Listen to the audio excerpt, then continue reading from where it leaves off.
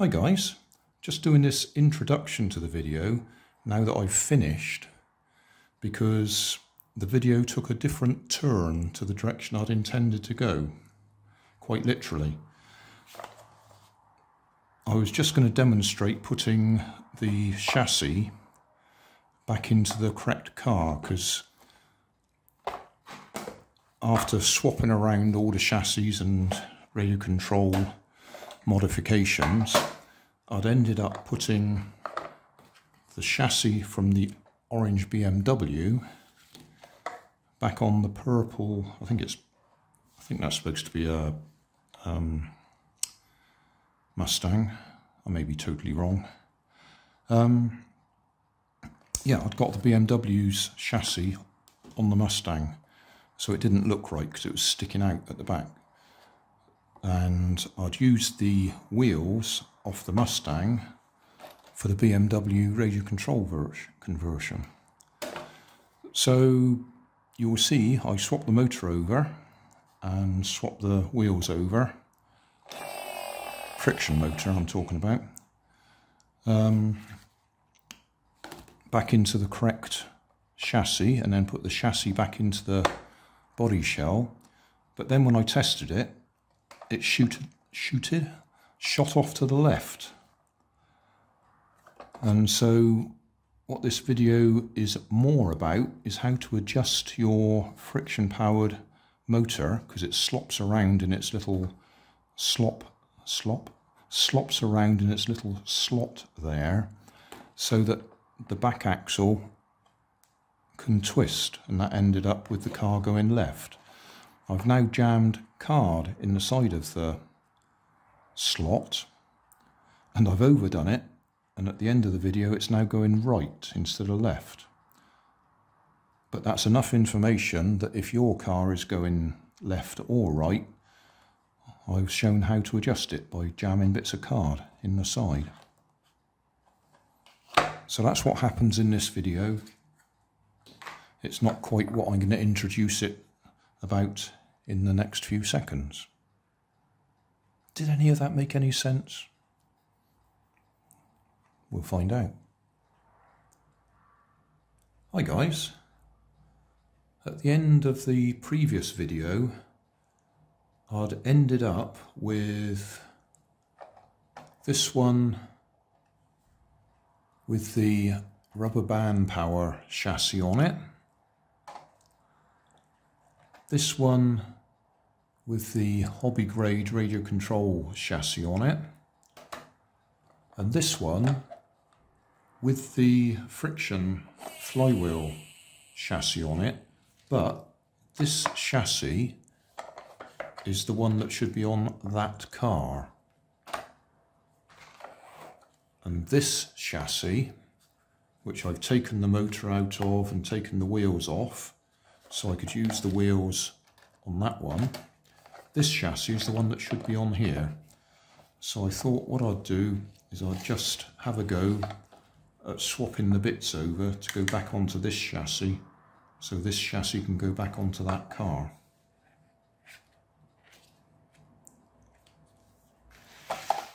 Because I did mention that one of the problems with these toys is if you push down too hard on them, you end up pushing the friction motor out of its slot, and so it's all loose in there. And I said you should be able to just clip it back in. So that's what we're going to do. We're going to take this one apart.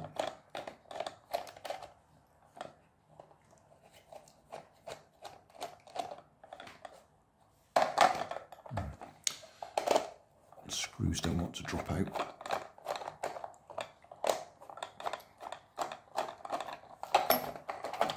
Okay, chassis off. Take the screws out because we'll want them. 1, 2, 3, 4. Put them out of the way so we don't lose them. Okay, what we can't do is just lift the axles off. We need to get the wheels off the axles so we can push them through the slots.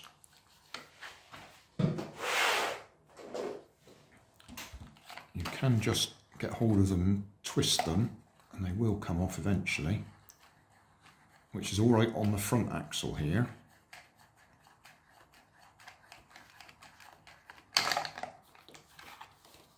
But on the back axle, you also need to, well, you need to get them both off, because you can't just lift the motor out. If I just hold that back. Yeah, you get the motor out, but you can't get it off without getting both wheels off.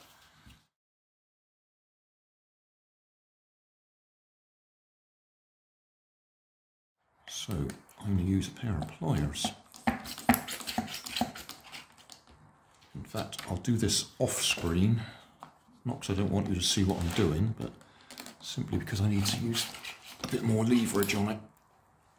One. Done. Okay, so that one, through there, through there. I should have just shown you, you've got little lip there that goes under there, and then that clip, take it out again so we can see that clip. Oh, there we are. That clip there goes on top of the motor. So if you do have one of these that's broken, you could swap it out from another car. So there we are, we're in. Tyres, just a word of warning, if you push too hard with your thumbs, it's just possible you could push the shaft through the end of the plastic and stick it in your thumb. I have done that on a different type of car, so it's better to push it down onto something firm. I'm still putting my thumb over there. You ought to put something over there to stop your thumb getting stabbed. So there we are, that's in place. Front axle through the holes. Same process. Put that on. Give it a little bit of a squeeze. If you hit it with a hammer, same thing, you may shatter the plastic. Right, so now putting the right chassis back in the right body.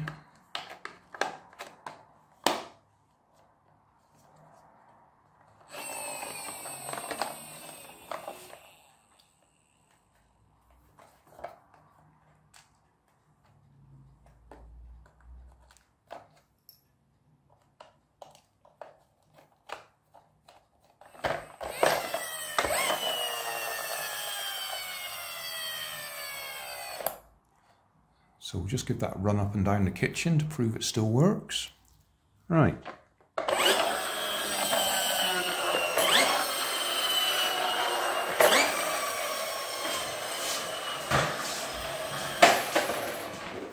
That one's got a real left turn on it. I'm not quite sure why that is, because everything's pre-aligned. There's no option to give it left or right turn.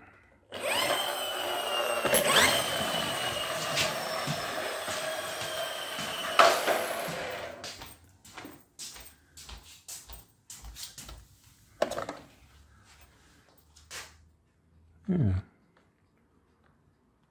Oh, I suppose you could. You might be able to tweak the back axle or the motor in the back there.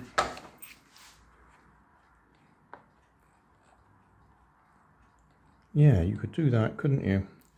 If you slide something down one side or the other to move the motor within its container, that will actually give you a bit of steering or adjustment.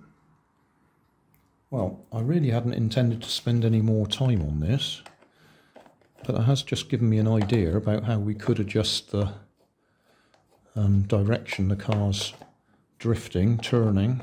I don't want to use the word drift, that gives the wrong idea entirely nowadays.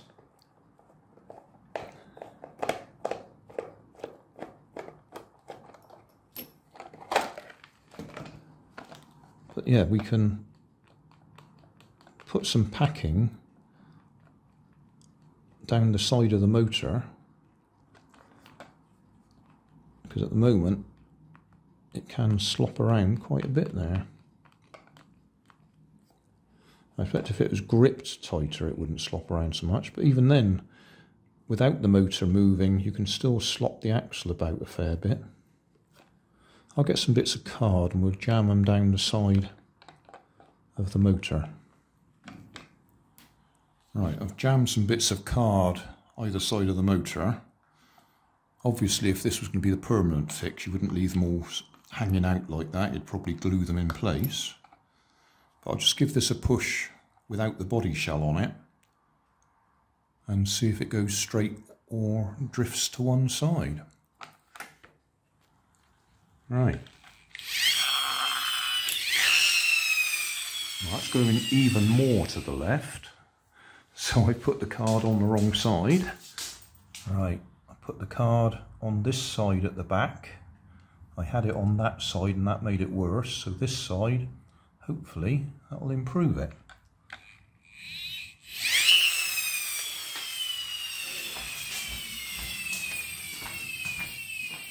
Well, better. Still went a bit left, but nothing like as bad as it was before. So maybe jam another bit in there. Right, bit in the back on that side, front that side. So it's twisting the motor that way, so the axle's pointing that way, so it should go that way, he says.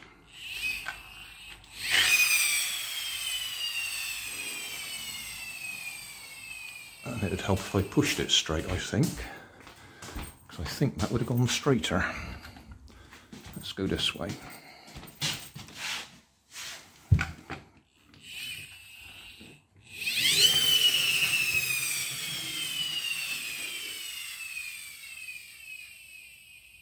That's still not perfect, but that's a lot better. I'll put the body shell back on. Right, body shell back on. Oh. I gave it an extra little bit of card to make sure, and now it's going to the right. You can probably just see the bit of card, the white bit in there. So I've overdone it now.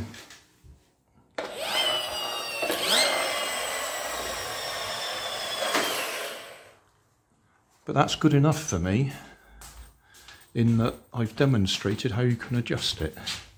I may have overdone it. So if I point it left a bit this time.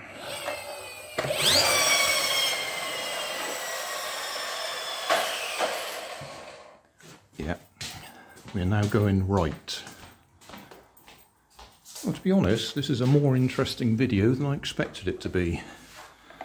For me, anyway. How to adjust your friction power or flywheel powered car.